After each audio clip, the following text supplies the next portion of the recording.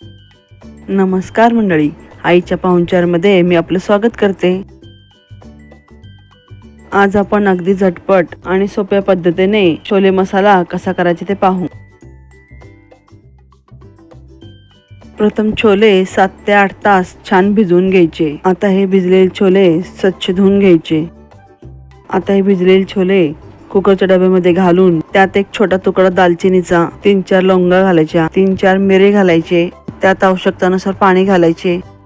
तर कुकरच्या दुसऱ्या डब्यात चिरलेला एक मोठा कांदा, चिरलेले 2 टोमॅटो, 2 हिरव्या मिरच्या, 10 ते 15 काजू, 6-7 लसूण पाकळ्या आणि आवश्यकतेनुसार पाणी घालून कुकरला 3 शिट्ट्या काढून घ्यायच्या। त्या छोलेमध्ये घातलेले लवंग, दालचिनी आणि काळी मिरी काढून घ्यायची। काबुली चणे आणि टोमॅटो कांदा छान शिजले आहेत।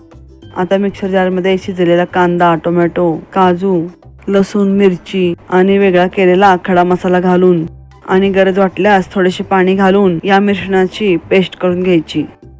मंडळी, कुकरमध्ये छोले बरोबरच कांदा, टोमॅटो आणि काजू, लसूण, मिरची शिजवून घेतल्यामुळे छोलेची ग्रेव्ही झटपट होते आणि ग्रेव्ही शिजण्यास जास्त वेळ लागत नाही। आता कढईमध्ये 2 पळ्या तेल गरम करून त्यात 1 चमचा तिखट आणि 1 चमचा साखर घालून लगेच त्यात टोमॅटो कांद्याची प्युरी घालायची।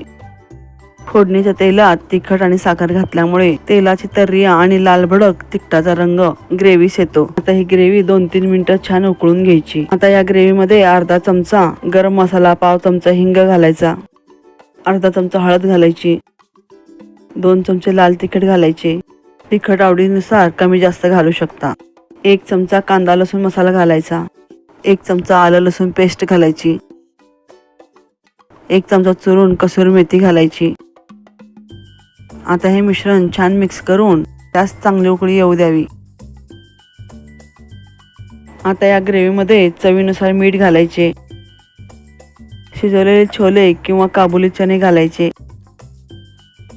त्यामध्ये वरून चिरलेली कोथिंबीर घालून छोलेची ग्रेव्ही दाटसर होईपर्यंत छान उकळी आणावी। मंडळी, मी तुम्हाला आठवण करू इच्छिते की तुम्ही माझ्या चॅनलला पहिल्यांदा व्हिजिट करत असाल तर सबस्क्राईब करायला विसरू नका। मंडळी, तुम्ही या ग्रेव्हीमध्ये छोले ऐवजी ओला काजू, मशरूम, बेबी कॉर्न घालू शकता। झटपट छोले ग्रेव्ही मसाला तयार आहे।